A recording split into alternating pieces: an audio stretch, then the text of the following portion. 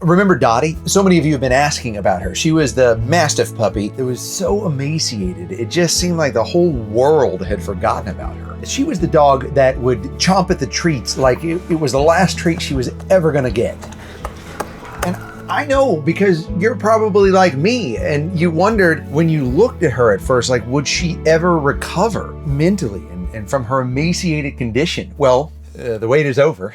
And I have the news, but the surprise was such a twist. And it may not be the news you expect, but it will make your heart so happy. So stick around to see what happens in this amazing Pup Date episode of Dottie, the puppy mastiff. Okay, but first, let's do a short recap on her story, just as a reminder, or in case you haven't seen it before. And I'll jump in on some key moments to give you kind of some behind the scenes thoughts of what I was thinking in that moment or why I was doing what I was doing. All right. Let's go sit with her.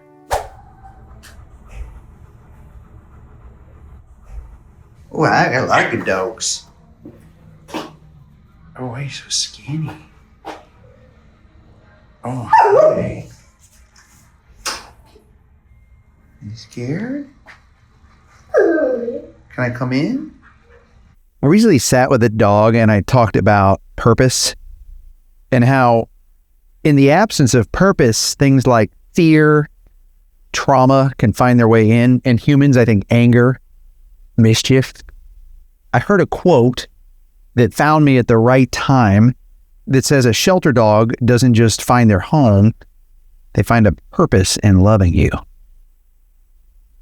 Anytime I see a dog at a shelter that is this emaciated, it just stops me in my tracks. I think if you're any bit of a decent human, you would feel the same. They don't deserve this. No dog deserves this. We're going to start with treats. And the good news is, I think she seems friendly. Let's try this. Oh, it went into the blanket. I'm sorry. Here. Reload. Okay, that's good. I'm going to take that as an invitation to sit down. The sense that I'm getting from this one is that she's really friendly, probably really hungry. If you've ever seen Sitting with Dogs, you've heard me talk about this when I'm with a dog that is skinny. Your first thought is get that dog a bowl of food. And the shelter does. They get a dog in this situation food right away. But it's small meals. You have to follow a refeeding process. If you just give a dog like this, just unlimited food, it could lead to the certain end of that dog because bloating, even with humans, if you do this, you have to refeed and go slowly. And I would say we'll find out. I want to get this dog's story because she obviously has a story. Sorry, my heart just dropped there, guys. I want to get her story because she's at a pretty, guys, this is a Mastiff. This is a big dog. Maybe there's a mix, a shepherd of some sort in there, but you see her head, how it's indented a little bit? Concave? Convex? Which one is it? Concave, like a cave. Yeah. Concave. That's kind of the next level of hunger. First you get skinny around your waist, and when dogs' heads start to go concave like that, they have gone without food. This isn't, they were running on the street for a while and they were missing their family. This is months, if not years of starvation. Okay, oh yeah. Oh, I'm noticing really bad stuff. Oh man, this dog is in poor state. I don't know if you can see it from where you're at, but her ears. Also, I realized I think her size is not coming off correctly because I'm 6'4" and I'm sitting in front of her. The perspective is a little off. She's big, like her paws are giant, and she's a really big dog.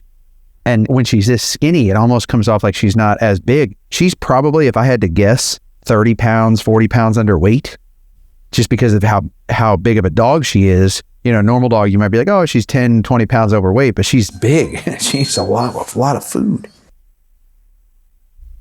It might, oh, sorry. I moved too fast. Did you see that? I'm sorry.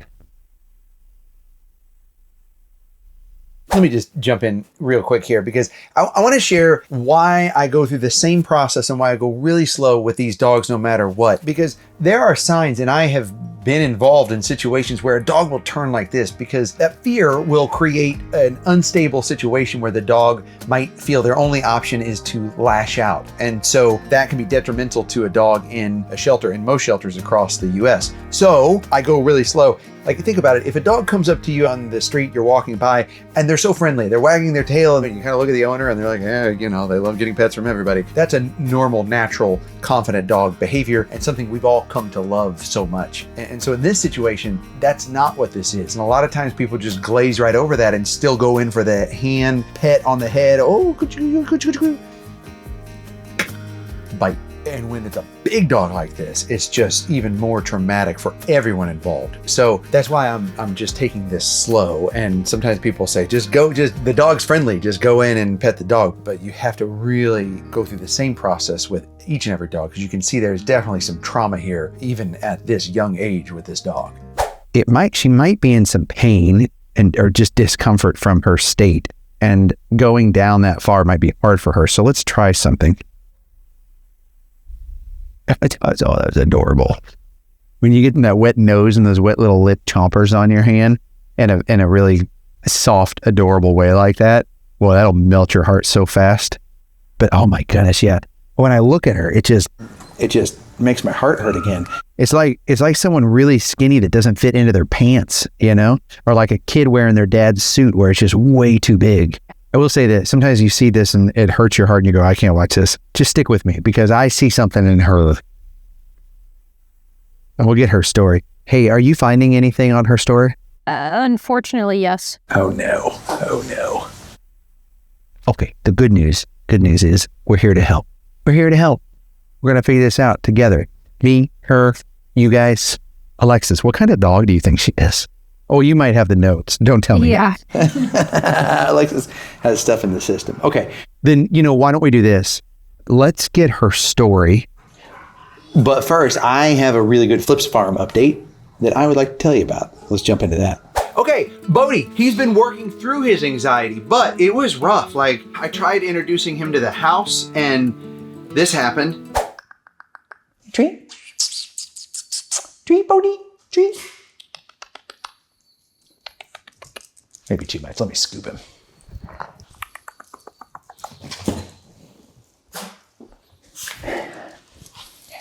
There we go.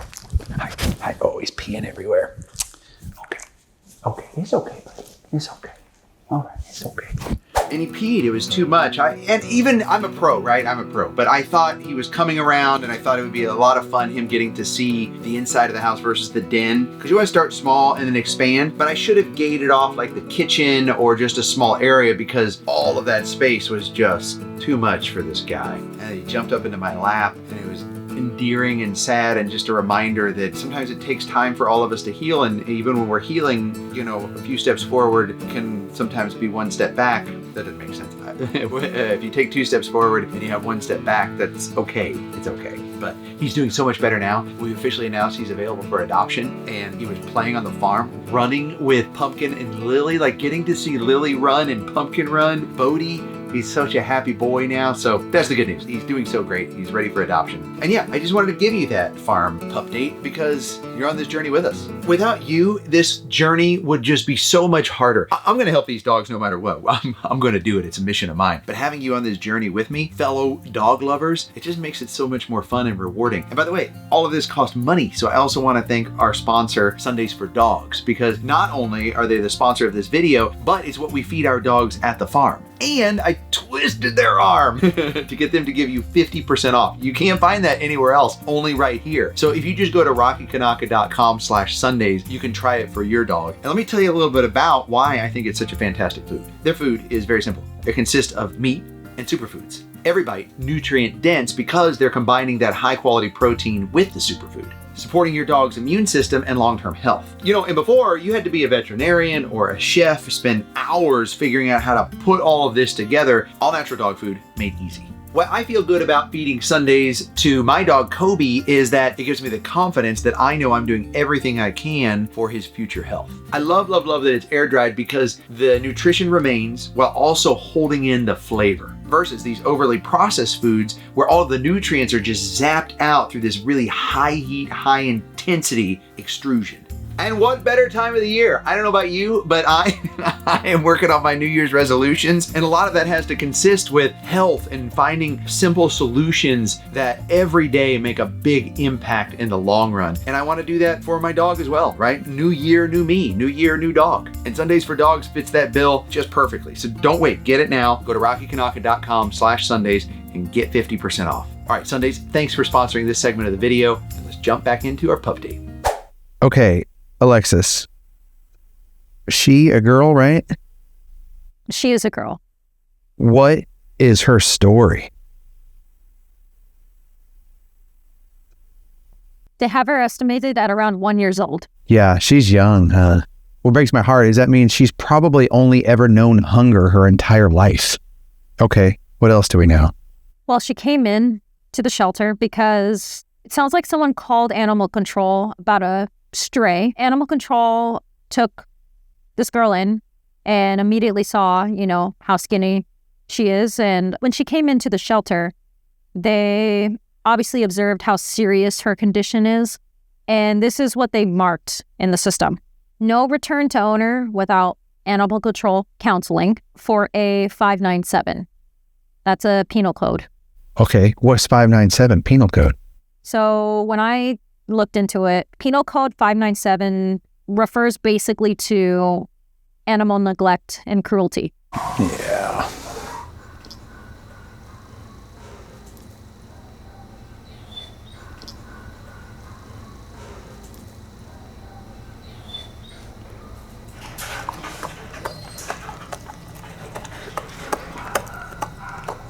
I mean, she's only 56 pounds. She's only 56 pounds? That is wild. Guys, like a dog like this should be 100 pounds easy. And she's still growing. I mean, this is like the most, active growing in her life here at this stage. So Yeah, I would go as far as to say her growth has probably even stunted. She would probably be bigger. She still will be. But I mean, look at you can just see every muscle and bone in her body, and not in a good way. And she just wants these treats so bad. Like, she's just so treat motivated. I mean, a lot of dogs are treat motivated, but you can tell it's different here, especially with the chomping. I'm sorry. Okay, what else?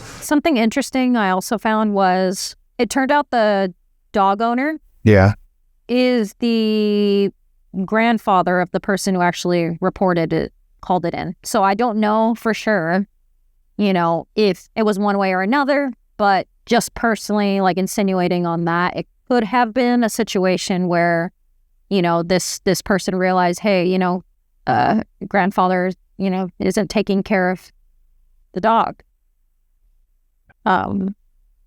So family member called in. Okay, hold on. Let me cut in here because it was a family member that reported this. And that's hard. Like, imagine you have a family member and you see the dog's not being treated right. You question, you go, I don't want to get in trouble. I don't want to get my family member in trouble. But no matter who it is, like that gut feeling where you go, this animal isn't being treated right, it's okay to call somebody. Worst case, that organization comes out and they help and they educate and they assist. If you are expert enough, if you're pro enough, if you've been working with dogs and in shelters, and to approach the family is okay. But I have tried it all the ways. And what I've learned in my experience is the aggressive way of, I'm going to save this dog, you're not treating them right. Unfortunately, it usually doesn't end well.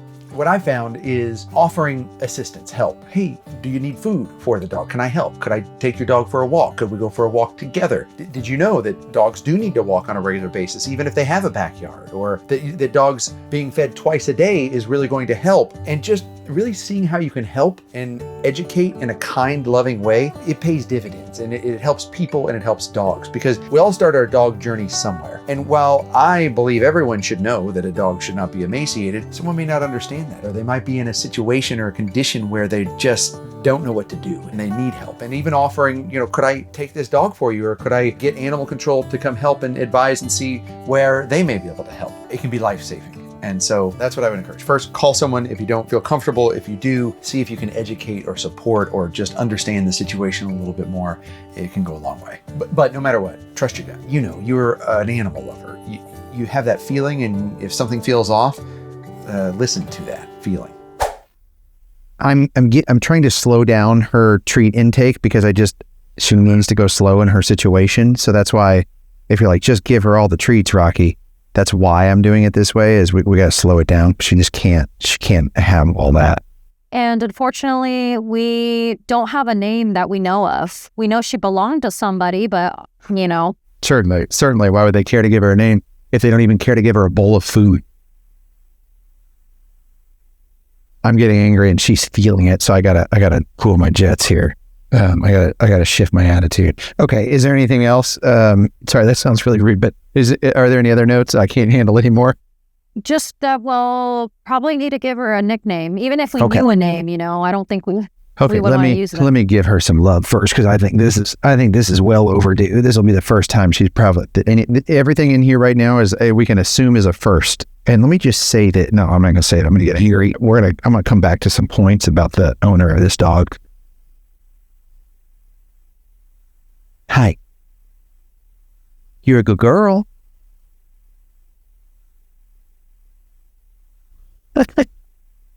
You're a good girl. Yeah, you are a good girl. That's cute. Did you know that? You're a good girl. Yeah. Who's a good girl? Are you a good girl? Are you a good girl? You're a good girl. Here in a minute, we are going to give her an entire treat stick. That's why I'm slowing down on the treats, because I want her to have that lord of a giant treat. Hi, you're a good girl. Can I pet you? Is it okay? Huh? Is it okay? Yeah, so good girl. Okay. So good girl. Too nervous for the top of the head? That's okay. Well, how about right there? That's a good girl. How about this? We trade some pets for some treats. That's a good trade, huh? Yes, a good girl. I want you to know something. The life you've been through so far is not living. And we're going to change that, because I can see it in your eyes, how sad you are and how much love you have to give. And you should know that you're an amazing dog. Your paws are the size of dinosaur paws. And we're going to get you healthy and strong. We are going to fill your belly with so much food that you just nap all day long. Okay? Until you want to go run. And then we want to go run. We'll go run on the farm or the beach. Okay? And we're going to get rid of that pain on your ears. Because she has... Does it say anything about her fly strikes in here? She's got fly strikes on her ears. Yeah, they're treating those. They're doing the best they can here. That's good. You're a good girl. Just a good puppy. Yeah, that's a good puppy. We're going to get you filled out, okay? You don't deserve any of this. And I don't know how someone could put you in this situation, but it stops now. And from now on, you're only going to get delicious treats and love, never-ending love, and we're going to give you a purpose of loyalty, because someone out there is watching this and they're going, you know what? All I ever wanted was a big old giant mastiff that is currently half the size she should be, so that I can fatten her up. Hi, you're a good girl. You like treats? This is your first treat, huh? I mean, the way her big old sad eyes looked at me when I said you're a good girl, it's certainly the first time she's ever had someone tell her that. This is always so emotional for me. I don't know, I mean, it always has been, but now especially that I'm a dad, like the moments that I get to tell my kids that I am proud of them, not just when they do good things, when they try and they fail even, I am so proud of them, and to tell them they are good and they are wholesome. This dog is so young, and it seems like they've never had that. That look is like a look of I've never had that, and it just guts me. But it's why I'm glad we're here, and it's why you got to stick around, because the pup date is going to make you even happier, and it's going to make this moment even just more rewarding. When you see the pup date, just think back to this moment and the difference of the two. I got to think of some names. Let's see. Anything Mastiff? What does it say on the sheet? What's everyone think? Yeah, I mean, Mastiff, she's got some Shepherd, but she could be like a full Mastiff. And it's hard because, you know, she's so skinny, so then she looks different. Okay. All right. One more. Okay. All right. Here's what we're going to do. She's going to get a whole treat. Are you guys ready? You're a good girl. You a happy girl? Was that good? Is a happy girl? Good girl. Yeah. Good girl. Is it stuck in your teeth? I think a little bit stuck in her tooth. She's trying to figure out how to get out. It's a good girl, huh? Yeah. That's it. You ate it all. You scarfed that up, girl. You scarfed that up. What about Dot? What's the name? Dot, like Dottie? Dot? D-O-T? Do you think maybe Dottie? Dottie, yeah. Dot. Sometimes I know that's more pleasing to the dog ears, or you gotta like Dottie. Dottie. Yeah. Dottie. Yeah, Dottie. Dottie. You're a good girl, Dottie. Oh, that's a good girl, Dottie. You like that? What do you think? You got any? I think that's pretty spot on. Pretty spot on. Oh, Dot. nah. Yeah. She's got really cute dots on the side of her face. She does. Yeah. Okay. Dottie it is. Dottie, you're a good girl. It's a good girl. Yeah. Dottie, you're a good girl, Dottie. It's a good girl. Yeah. It's a good girl. Yeah. Hi. Hi, Dottie. See her little dots on the side of her head? Dottie, you're a good girl. Yeah. So come here. You want to come here? You want to come over here? Come here, Dottie. Yes. Okay. Sorry, that's too much. Okay, hi. Hi, it's okay. That's a good girl. A dog like cowering when they get pet is just so heartbreaking. Hi. It's a good girl. You're a good girl, you know that? I love you, Dottie. And you know what? I'm not the only one. Imagine if she just knew like the millions of people that are falling in love with her right now as much as I am. You're a good girl.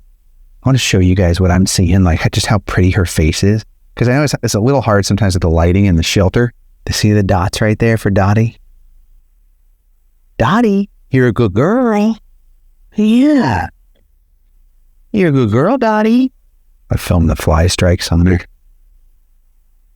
Okay. And she looks so sad. I hope that when she gets her home and stuff, like she doesn't look so sad. But what happens next with this skinny, emaciated dog? Well, I'll tell you, Marcia emailed Phil at the shelter. And her husband, Todd, they lived in Texas. I'm going to tell you their whole story, but first, I can't hold it inside anymore. They adopted her. She's adopted. Woo! Makes me so happy. Look, they all look so happy together. But yeah, let me tell you about this, and then I'm going to tell you the twist and the surprise. She's going to mention it towards the end of the interview here, so you'll get a little snippet of it, and then I'll explain everything. So Marcia was watching our video, and she is a self-proclaimed crazy dog lady, like a crazy cat lady. She said, I'm going to read this to you here, though. Although she feels a love for many dogs that she sees online, is something about Dottie stood out and was different. Maybe you've experienced this before, where like there's just that connection, and you just go, man, why can't I get this dog off my soul? They're imprinted in the back of my eyeballs, and their footprint is like on my heart right now. So their paw print. Yeah. So she said, man, I want to do this, but they were all the way in Texas, and she still emailed Phil at the shelter to see if they could arrange out of state transport. So she actually mentioned it to Todd and just said, look, actually, the shelter responded to me and told Todd all about Dottie, and Todd husbands goes, well, let's drive and go get her. Unexpected. A lot of times husbands will be like, no. Even me, I do that sometimes. Even me with our whole farm full of dogs. Todd, if you're watching this, thank you. You're awesome. This is really important, right? Because the shelter's in a spot. They've got a big dog. Nobody's coming to adopt Dottie, even with all of the people watching the video. And we can't transport Dottie on the plane because the crates, there's not a crate big enough for Dottie to go on an airplane. You'd have to go into like elephant cargo at that point. And so there's really no choice. But they decided to drive and come get her, and they took a road trip. And it's just more case in point why I love dog people so much. Like Marcia, Todd, I want to be friends with you. I hope one day we can all meet. Okay, but even with all this, it's not a done deal yet. You still got to do a meet and greet. What if they get there and Dottie just can't handle them, doesn't like them, and they have other dogs? So they get there.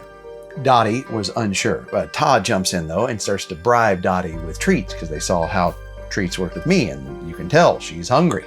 And Marcia was smart enough to get in there with toys and entice Dottie with toys, and it just seemed to feel right. And so they decided to do the adoption. And when it was time to put the collar on Dottie, it's like Dottie knew. It's like she knew she was going home, that this is what a real family was going to be. It's like I've always wondered what a family is, and this is it, Todd and Marcia.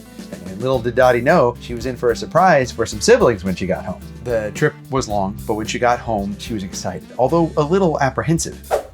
Come on, welcome home, Dottie. Do you want to come out?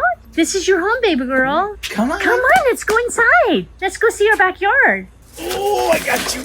I got you. There you go. Come on, sweet girl. Come here. Come on, Dottie. Come here, sweetheart. Hi, baby. What's going on? What is this? What is this, honey? It's a big backyard. Do you want to go up there and see what's going on? Come on. Come on. It's okay. What's Come on. this She's like, thing? what is this thing? Come on.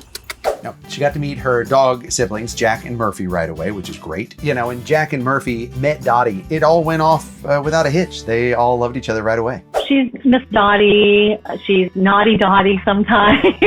And it fits her personality really well. She's just a sweetheart, and Dottie just fits her really well. So we decided to keep it. There are 2 other humans in the house, my husband Todd and my youngest son Tucker. And then there are 2 other 4-legged puppies in the house. 13-year-old Jack, who is a huge, massive dog. And then we have my cranky old man Murphy, who's 13 years old. Hi, good girl, see? Hi. Well, Mr. Murph has to get in the picture too. I'm always looking at dogs because I love dogs. So I am always watching Rocky's videos. We need to really have a friend for Jack because he's 3, so he's going to need a young playmate. That's why I was really kind of like looking, pursuing, and then came along Dottie, and that she just grabbed my heart. As much to my husband's dismay, I am always looking to adopt. I would have 500 dogs if I could. I am not going to be a crazy cat lady. I'm going to be a crazy dog lady at some point in time. I watch all the videos and I want every single dog, and something about her just grabbed me, and I'm like, that's the one. That's the one I want, and that's the one I'm going to get. And he didn't know anything about it. I'm like, hey, I did a thing. I'm not making the choice. They're making the choice. It's just I see them at the right time, and that's the dog that touches me in a way that has to be my dog. I have to have that one. I saw Rocky's video. I think I saw it on like a Facebook reel, and I contacted the shelter like right away as soon as I saw the video. And my husband out of nowhere goes, well, what if we just flew out and got her and just drove home with her? And I'm like, okay, we could do that. So she got to come in and explore the house and the yard and everything and just have the night to ourselves. And she was just wonderful. She didn't even know we had stairs to the 2nd floor. She just was like, what is that? So she would go up just fine, and I'd have to come back down with her. And then my son, she followed my son up one day, and then she wouldn't come back down with him. So she's got some little oddities about that. This is common in dogs that were never socialized, might have been abused or locked in one room and never let out, or only ever lived in a backyard. They don't know what stairs are. Going upstairs can be scary. Going downstairs can be scary. Those are 2 different skill sets. And so one of the best ways to teach them is with another dog, because they see another dog doing it and they get the confidence. But as heartbreaking as it is, it's fairly common in cases like this. She'll curl up in the chair with me and sit on my lap and just curl up in a little ball. Okay, but let me just point something out. You say that like it's a little chihuahua. Curling up in a little ball is not a little ball. It's like a massive burrito. She completely loves all the dog toys and all the dog beds. She's settled right in. She knows this is her place. She goes out in the backyard. She lays on the landing of the deck. She'll go down and lay in the yard. She's home. And she knows it. She knows she's home. What a good mom. When we picked her up, her ribs were really, really defined. I mean, you could really see each and every rib. You can still see her ribs, but they're starting to be less and less defined. So I think she's putting on some weight. It's going to be slow. Our vet switched her from, I think Phil said it was 2 cups twice a day, and our vet said, let's do 1.5 cups 3 times a day. Yeah, that's the way to do it. You got to slow feed. As much as you want to just give an emaciated big dog like that a bunch of food to fill their belly, it can be really detrimental to their health. So you got to slow feed multiple meals, multiple times a day. Good advice from the vet. And then like as many treats as she wants. We also cook fresh chicken breasts for them every week and put carrots and green beans and sweet potatoes in it and put that on top of their dog food. We were slowly adding that to her food because we didn't want to upset her stomach. So she's getting a little bit more of that every day now too. So hopefully that'll help. My first favorite memory is when I think she felt like safe enough that she could curl up. It was like the first day. She hadn't settled down. She hadn't sat down. She hadn't laid down. She hadn't rested at all, besides sleeping overnight. She finally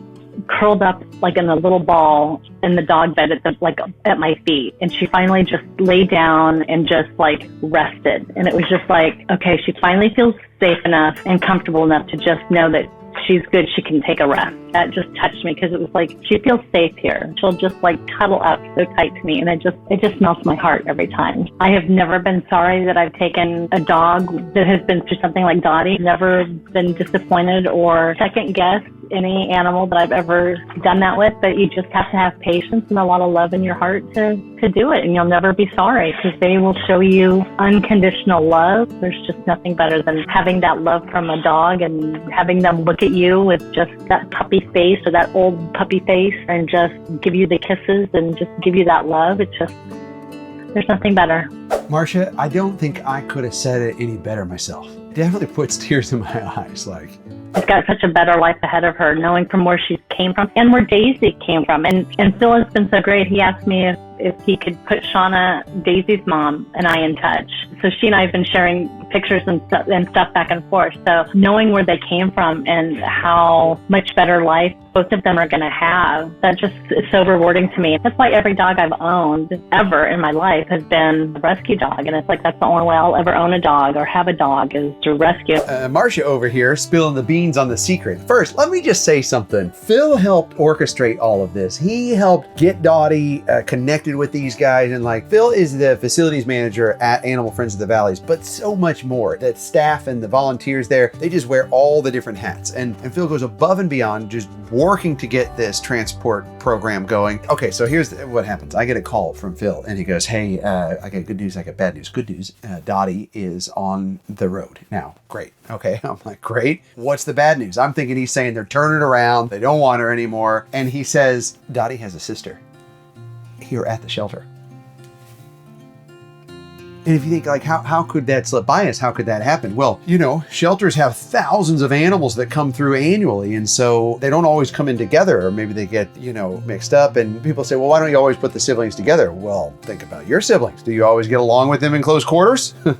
So it doesn't always work like that. But also this one could have come in at a later time, could have been found somewhere else. Like, who knows? But they were able to connect the dots on that, connect the dotties.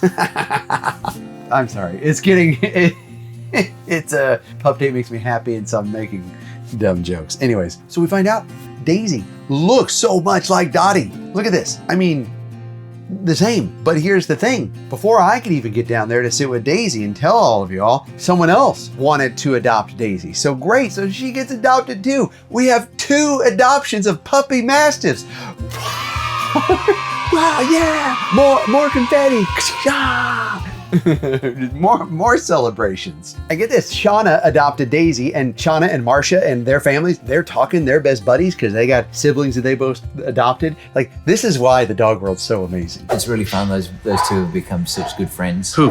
Dottie and Daisy's Oh, mom. yeah? Yeah, they're great. When they first started texting each other, I was on the chat, and then one of them's like, hey Phil, did you want to stay on this? And I'm like, no, you guys go have fun. They exited you off. I was like, I can't keep up with this. You guys just talk amongst yourselves. Job well done. Yeah, you know, exactly. and see ya. Okay, here's what Shauna had to say. I'm going to read some of this to you while you see some amazing pictures and videos. Daisy's now named Casey, and she's doing wonderful. She looks more amazing every day, and she's adjusting to things quickly. She's already learned some commands and is getting training. Her ears are also healing up. So Daisy had really bad fly strikes on her ears, which are, you know, flies will attack dogs if they're outside and you don't treat them with ointment. Yeah, that's really bad. It's really uncomfortable, can cause infections, permanent scarring and wounds. Casey, formerly Daisy, now has a black shepherd sister named Cinder, and that she even saw snow for the first time. Shauna says that Casey's eyes are stunning in the sunlight, which is true love, and that she's a total goofball and healthy and happy now. Dottie, Daisy, your families, I can't express to you how much I am over the moon excited for all of you and just hope that this holiday season you are getting to spend so much time together and really experience what it's like to have this bond that is so tough, because these dogs, they know where they came from and they're so grateful. And I can't thank you enough for it. And you for watching and all of the support and for subscribing. Like, it makes such a big difference, because the more subscribers we have, the more people see this video and the more dogs we get to save together. I'm going to put the playlist of pup dates right here so you can watch them. I know so many of you are throwing them up on your TV and you're watching them with your dogs and your cats and your family. And so for that, I thank you. Click on that playlist, watch more, and I appreciate you so much.